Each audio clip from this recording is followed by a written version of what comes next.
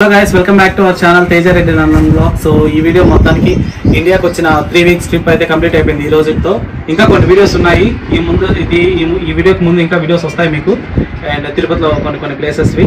అదేవిధంగా ఈ బ్లాగ్ ఏంటంటే స్పెషల్గా నేను రిటర్న్ ఇండియా నుంచి వెళ్ళేటప్పుడు ఏమేమి ప్యాక్ చేసుకుని తీసుకెళ్తాను అనేసి అని ఇప్పుడు మీకు ఒక షార్ట్ వీడియో లాగా చూపిస్తాను. చూడండి, నేను లండన్ నుంచి వచ్చినప్పుడు ఈసారి 35 kgs మాత్రమే తీసుకున్నాను. మామూలుగా 46 వరకు ఇస్తారు. అది మనం డిపెండ్స్ ఆన్ టికెట్ మనం చూస్ చేసుకునేదాన్ని బట్టి. బట్ నేను వచ్చేసి 35 kgs తీసుకున్నాను కాబట్టి నాకు టోటల్ వెయిట్ వచ్చేసి 35 kgs. Both check in bags. ఇది వచ్చేసి క్యాబిన్ బ్యాగ్ అనేది 8 kgs, అది నార్మల్గా. ఇప్పుడు నేను 35 kgsకి సంబంధించి లగేజ్ ఏమేమి తీసుకున్నాను అనేది ఒకసారి చూపిస్తాను. చూడండి, చాలా తక్కువ వెయిట్ లగేజ్తోనే 35 kgs వచ్చేసింది అనమాట. సో ఇప్పుడు చూపిస్తాను లోపల బ్యాగ్స్, ఒకసారి వచ్చి చూడండి. ఇది వచ్చేసి కాలేజ్ బ్యాగ్. లండన్లో కూడా దొరుకుతాయి, బట్ కాకపోతే ఏంటంటే కొద్దిగా ఎక్స్పెన్సివ్ ఉంటుంది కాబట్టి సో నేను ఇక్కడ ఇండియా నుంచే ఫ్లిప్కార్ట్లో ఆర్డర్ పెట్టి తీసుకెళ్తున్నాను. అండ్ ఇది వచ్చేసి క్యారెట్ హల్వాని మనం ఇంట్లో ప్రిపేర్ చేసుకొని ఈ విధంగా డబుల్ ప్యాకేజింగ్ మెథడ్లో చేసుకొని తీసుకెళ్ళచ్చు. అండ్ ఇవి పిక్కెల్స్ అనమాట. సో మా ఫ్రెండ్ పిక్కెల్స్. ఇవి వచ్చేసి ఇంక నేను తీసుకెళ్ళే సరుకులు, టీ, ఇంకా ఇవన్నీ డిమార్ట్ సరుకులు, మసాలాలు, పేస్ట్లు, బ్రష్లు, గులాబ్ జామున్, ఆవాలు, జీలకర్ర, ఓడోనిల్, ధనియాల పొడి, పాయసం. ఇది వచ్చేసి నాప్కిన్స్, టీ పొడి, ఇంగువ. ఇది మెయిన్ స్పెషల్ అనమాట. సో ఇది ఈ బ్యాగ్లో. ఇంకొక బ్యాగ్లో కూడా లడ్డూలు, తిరుమల లడ్డూలు అనమాట. దీంట్లో కూడా తిరుమల లడ్డూసే. దీని మొత్తానికి డ్రెస్లే. ఇది వచ్చేసి వ్యాక్యూమ్ వాషింగ్కి. ఈ ఫోన్ బాక్స్లో జామకాయలు ఉన్నాయన్నమాట. కింద చెట్టు జామకాయలు, ఆ జామకాయలు తీసుకెళ్తున్నాను. దీని మొత్తానికి ఉండేది డ్రెస్లే. ఆ బ్యాగ్ మొత్తం సరుకులు అనమాట. ఇది ఒక చిన్న బ్యాగ్లో కూడా డ్రెస్లే. సో ఇది ప్యాకేజింగ్. ఇది ఎక్కువ రావట్లేదు, చాలు లేదా, ఎందుకంటే ఈ క్యాబిన్ బ్యాగేజ్ నాతోనే పెట్టుకుంటాను. బికాస్ ల్యాప్టాప్ బ్యాగ్ అనేది నేను ఈసారి ఇండియాలో పెట్టేసి వెళ్ళిపోతున్నాను మా తమ్ముడికి. సో వాడు యూస్ చేసుకుంటాడు కాబట్టి ల్యాప్టాప్ బ్యాగ్ నేను తీసుకెళ్ళట్లేదు. డాక్యుమెంట్స్ అంతా కూడా నేను నా చెక్ఇన్లోనే పెట్టుకొని, ఈ క్యాబిన్ బ్యాగ్లో పెట్టుకొని నేను తీసుకెళ్ళిపోతున్నాను. ఇంకా చెక్ఇన్ బ్యాగ్స్ అంటారా, అదే యాజ్ యూజువల్ మనకు తెలిసిందే, చెక్ఇన్లో వేసేస్తాము. అండ్ ఇది మాత్రం నాతోనే ఉంటుంది. దీనిలో కూడా ఏం లేదు, ఓన్లీ డ్రెస్సులు మాత్రమే పెట్టుకున్నాను అనమాట. అండ్ ఇండియాకి వచ్చేటప్పుడేమో గిఫ్ట్లు అవి ఇవి తీసుకొని వస్తాము. ఫ్యామిలీకి అనేసి అన్ని గిఫ్ట్లు అన్నీ తీసుకొని చాలా హ్యాపీతో వస్తాం అనుకుంటా, హ్యాపీనెస్తో. ఎక్కడి నుంచి వెళ్ళేటప్పుడు ఇండియా నుంచి గిఫ్ట్స్ అక్కడ ఉన్న ఫ్రెండ్స్కి తీసుకెళ్తాము. అంటే స్వీట్స్, ఇంకా బ్యాగ్స్ అనేసి అని సంథింగ్, ఇంకా పిక్కెల్స్ ఇవే కదా. సో మెయిన్ తీసుకెళ్ళేది కాబట్టి ఇవన్నీ కూడా ఇండియా నుంచి అక్కడ ఉన్న ఫ్రెండ్స్కి తీసుకెళ్తాం అనమాట. వచ్చేటప్పుడు హ్యాపీనెస్తో వస్తాం, వెళ్ళేటప్పుడు కొన్ని మెమరీస్తో, అదేవిధంగా సాడ్నెస్తో వెళ్తాము. సో మొత్తానికి నేనైతే స్టార్ట్ అయిపోయాను ఇంటికాడ నుంచి ఎయిర్పోర్ట్కి. ఇప్పుడు నేను చూపిస్తున్న గుడి వచ్చేసి చాలా ఫేమస్, తిరుపతి గ్రామ దేవత గంగమ్మ దేవాలయం అనమాట. వేషాలమ్మ అనేసి అని అంటాము. తిరుపతి జాతరకి చాలా మంది వేషాలు వేసుకుని వచ్చేది ఈ గుడికే మెయిన్ గా. అందుకే ఆ గుడికి వేషాలమ్మ అనేసి అని కూడా పేరు అనమాట. చాలా ఫేమస్. అండ్ మాకు ఇంటికి పక్కనే ఉండడం వల్ల నేను ఇండియాకి వచ్చిన వెంటనే, అదేవిధంగా ఇండియా నుంచి బయలుదేరేటప్పుడు కూడా ఖచ్చితంగా ఆమెకి కర్పూరం ముట్టించేసి వెలిగించి మొక్కుకొని బయలుదేరుతాను. సో ఇదనమాట గుడి ముందర ఇలా ఉంటుంది. అండ్ నాకు ట్రైన్ వచ్చేసి రేణిగుంటలో, తిరుపతి నుంచి కాదు. సో నాకు ఎయిర్పోర్ట్ తెలుసు కదా, ముందు వీడియోలో చూసారు కదా బెంగళూరు అని. సో ఇప్పుడు ట్రైన్ వచ్చేసి మాకు రేణిగుంట నుంచి బెంగళూరు అనమాట. సో బెంగళూరులో వన్స్ ట్రైన్ దిగేసిన వెంటనే మీకు ఆపోజిట్ లోనే మెజెస్టిక్ బస్ స్టాండ్ అయితే కనబడుతుంది. మీరు అక్కడ డైరెక్ట్ గా ఎవరిని అడగాల్సిన అవసరం లేదు, లేదా మీరు ఎవరైనా అడిగినా కూడా చెప్తారు. మీరు జస్ట్ రోడ్ క్రాస్ చేసుకోవడమే మీకు మెయిన్ ఇంపార్టెంట్ అనమాట. అండ్ కొద్దిగా అలాగా స్ట్రైట్ గా రాగానే ఇది వచ్చేసి ఎయిర్పోర్ట్ బస్సు. సో ఇక్కడ కెంపేగౌడ అనేసి అని చెప్పని ఎయిర్పోర్ట్ నేమ్ అనమాట. ఎయిర్పోర్ట్ బస్ అనేసి ఇక్కడ డిస్ప్లే అవుతూ ఉంటుంది. సో మీరు అక్కడ ఎవరిని సెక్యూరిటీని అడిగినా, లేదంటే బస్ డ్రైవర్స్ ఎవరిని అడిగినా సరే మీకైతే ఈజీగా చెప్తారు. అండ్ ఇది టికెట్ అనమాట. ఇది మేము మొత్తం టోటల్ 8 members వచ్చామన్నమాట నన్ను డ్రాప్ చేయడానికి అని చెప్పని. మా 2 families వచ్చాము ఈసారి మాత్రము. మామూలుగా అయితే 20-25 members అలా వస్తాము, బట్ ఈసారి మాత్రం చాలా దూరం కదా అని చెప్పని ఇంకా తిరుపతి నుంచి బెంగళూరుకి ఓన్లీ మా 2 families మాత్రమే వచ్చాము. బెంగళూరు ఎయిర్పోర్ట్ కి వస్తే మాత్రం చాలా అంటే చాలా బాగుంటుంది. అసలు బెంగళూరు ఎయిర్పోర్ట్ అసలు మామూలుగా ఉండదు. ఇంటర్నేషనల్ ఎయిర్పోర్ట్ చాలా, అసలు మొత్తం అంతా వుడెన్ స్టిక్స్ తోనే మొత్తం బిల్డ్ చేసినట్టుగా ఉంటుంది. అసలు ఇంటీరియర్ కానివ్వండి, వాల్స్ కూడా సరే మీకు చూడడానికి మొత్తం అంతా కూడా వుడెన్ స్టిక్స్ తోనే ఉంటది అనమాట. అంతా కూడా ఇది వెదురులు అంటారు కదా, సో వెదురులతోనే తయారు చేసి ఉంటది.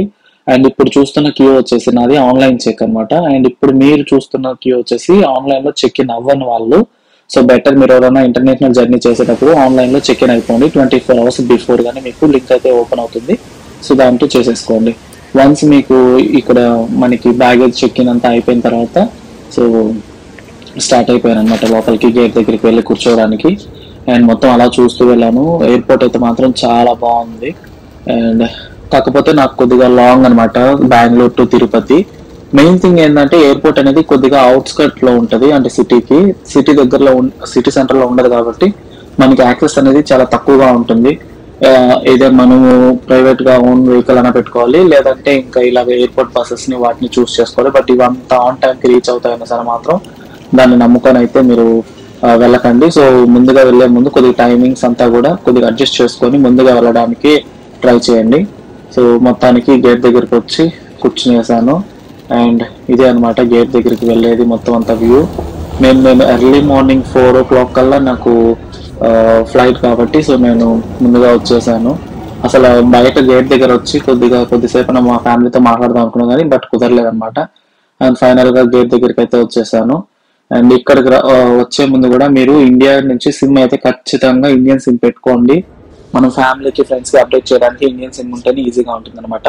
సో వీళ్ళు ఇప్పుడు నేను వెళ్ళబోయే పుష్పక విమానాన్ని నడిపే వాళ్ళు జాగ్రత్తగా నన్ను బహ్రెయిన్ కి చేర్చేస్తారు ఈ ఫ్లైట్ లో. అండ్ నాకు బహ్రెయిన్ నుంచి లండన్ అనమాట. ఫైనల్ గా నేనైతే ఫ్లైట్ ఎక్కడానికి వెళ్తూ ఉన్నాను. సో నాకు ఇక్కడ కొద్దిగా డిలే అయిపోయింది. ఆల్రెడీ మాకు ఇంకా బాగా వెళ్తురు కూడా వచ్చేసింది అనమాట. అండ్ ఇక్కడ అక్కడ రెడ్ గా మార్క్ చేస్తున్నా కదా, అదే నా బ్యాగ్. నేను ఆల్రెడీ బ్యాగ్ చెక్ ఇన్ వేసేటప్పుడే చెప్పాను మనకు గ్లాస్ ఐటమ్ ఉందని చెప్పేసి అని. బట్ చూడండి విసిరేస్తున్నాను బ్యాగుల్ని. ఇంకా అలా ఉందన్నమాట. మనం ఎన్ని మెన్షన్ చేసినా కానీ గ్లాస్ ఐటమ్ ఉందనేసి అని అసలు ఏమి యూజ్ లేదు. సో ఇప్పుడు చూస్తున్న ప్లేన్ వచ్చేసి బహ్రెయిన్ టు లండన్ కి వచ్చేది. యాక్చువల్ గా తిరుపతి నుంచి లైక్ ఇండియా నుంచి బహ్రెయిన్ కి వచ్చేది చాలా చిన్నగా ఉంటుంది ఫ్లైట్. బట్ బహ్రెయిన్ నుంచి లండన్ కి వెళ్ళేదైతే మాత్రం అండ్ వేరే డెస్టినేషన్స్ కి వెళ్ళేటైతే మాత్రం చాలా పెద్దగా ఉంటది. ఏదైనా ఇంటర్నేషనల్ జర్నీయే, బట్ అది ఎందుకో వాళ్ళ చిన్నదిగా ఒకటి పెద్దదిగా ఉంటుంది అనమాట. ఇది మాత్రం చాలా బాగుంటది స్పేషియస్ గా. బట్ బహ్రెయిన్ టు ఇండియా వెళ్ళే ఫ్లైట్ మాత్రం చాలా కంజెస్టెడ్ గా ఉంటుంది. చిన్న ఫ్లైట్, సీట్స్ అంతా కూడా కొద్దిగా కంజెస్టెడ్ గానే ఉంటుంది, అంత ఫ్రీగా ఉండదు. అండ్ ఇక్కడ వచ్చేసి మొత్తానికి నేను లండన్ లో ల్యాండ్ అయిపోయాను. అండ్ ఇంకా ఇమిగ్రేషన్ చెక్ ఉంటుంది కదా, సో ఇమిగ్రేషన్ చెక్ అయితే వెళ్తున్నాను అనమాట. అండ్ ఇప్పుడు మీ అందరికి నేను ఒకటి చెప్పాలనుకుంటున్నాను ఏంటంటే మనకి ఇండియాలో కూడా ఇమిగ్రేషన్ జరుగుతుంది. సో ఇండియాలో కూడా ఎందుకు వెళ్తున్నారు, ఎలా వెళ్తున్నారు, ఇంకా వీసా ఎన్ని రోజులు ఉంది, ఇవన్నీ కూడా మీరు చూపించాల్సి ఉంటుంది అనమాట. అండ్ ఎవరైతే ఇండియా ఇప్పుడు యూకే నుంచి వెళ్తున్నారో మీరందరూ ఏం చేస్తారంటే ఇప్పుడు మనకి ఈబీఆర్పీ ఉంది కాబట్టి ముందుగానే దాన్ని మీరు లాగిన్ అయ్యేసి రెడీగా చేసి పెట్టుకొని ఉండండి. ఎందుకంటే అక్కడ కంపల్సరీ అడుగుతారనమాట చెక్ ఇన్ అయ్యేటప్పుడు. కాబట్టి రెడీగా పెట్టుకొని ఉంటే మంచిది అనమాట, ఏ ఇబ్బంది లేకుండా ఉంటుంది. అండ్ ఫైనల్ గా అయితే లండన్ కి వచ్చేసాను. అండ్ ఇక్కడ లగేజ్ కూడా కలెక్ట్ చేసేసుకొని వచ్చాను. ఫస్ట్ నాకు మెయిన్ ఇంపార్టెంట్ థింగ్, నేను తీసుకొచ్చిన గ్లాస్ ఐటమ్స్ అనేవి బ్రేక్ అయిపోయాయి ఏమో అని కొద్దిగా టెన్షన్ గా ఉంది అనమాట. ఎందుకంటే నా బ్యాగ్స్ వచ్చిన కండిషన్ బట్టి సో నాకు ఇంకా అలాగే ఉంది. ఇక్కడ యూకేకి వచ్చిన తర్వాత కూడా ఇమిగ్రేషన్ లో మనల్ని అడిగే క్వశ్చన్స్ ఏంటంటే ఎందుకు వెళ్ళారు, ఎన్ని డేస్ వెళ్ళారు, ఏ కంపెనీలో వర్క్ చేస్తున్నారు, ఒకవేళ ఫుల్ టైం వర్కర్ అయితే, స్టూడెంట్ అయితే సో ఏ యూనివర్సిటీ, అండ్ మీకు ఏమైనా హాలిడేకి సంబంధించిన లెటర్ ఏమైనా ఉందా, సో ఇలాంటి కొన్ని బేసిక్ క్వశ్చన్స్ అయితే అడుగుతారనమాట. అండ్ ఒకవేళ కంపెనీలో వర్క్ చేసేది మీరు ఏ కంపెనీలో వర్క్ చేస్తున్నారు అని కొద్దిగా క్లియర్ గా డౌట్ లేకుండా కొద్దిగా కాన్ఫిడెంట్ గా చెప్పండి. సో అంతే, మీరు ఆన్సర్ చేసేదాన్ని బట్టి మీకు రిపీటెడ్ గా క్వశ్చన్స్ అనేటివి వస్తూ ఉంటాయి ఇమిగ్రేషన్ ఆఫీసర్ నుంచి. ఫస్ట్ టైం నాకు ఇండియా నుంచి ట్రావెల్ చేసినప్పుడు అయితే చెన్నైలో అనమాట. అక్కడైతే నాకు చాలా క్వశ్చన్స్ అడిగారు, ఫ్యామిలీ బ్యాక్గ్రౌండ్ అదేవిధంగా మొత్తం అంతా అడిగారు అనమాట. ఈసారి బెంగళూరులో నాకేం అంత క్వశ్చన్స్ ఎక్కువ అడగలేదు. అండ్ ఫైనల్ గా నేనైతే ఇక్కడికి రీచ్ అయిపోయాను, నియర్ టు మై హౌస్ అనమాట. బట్ కానీ నాకు ఇంకా క్యాబ్ కావాలి కాబట్టి క్యాబ్ బుక్ చేశాను. సో మన కోసం పిక్ చేసుకోవడానికి వచ్చిన క్యాబ్ టెస్లా అనమాట.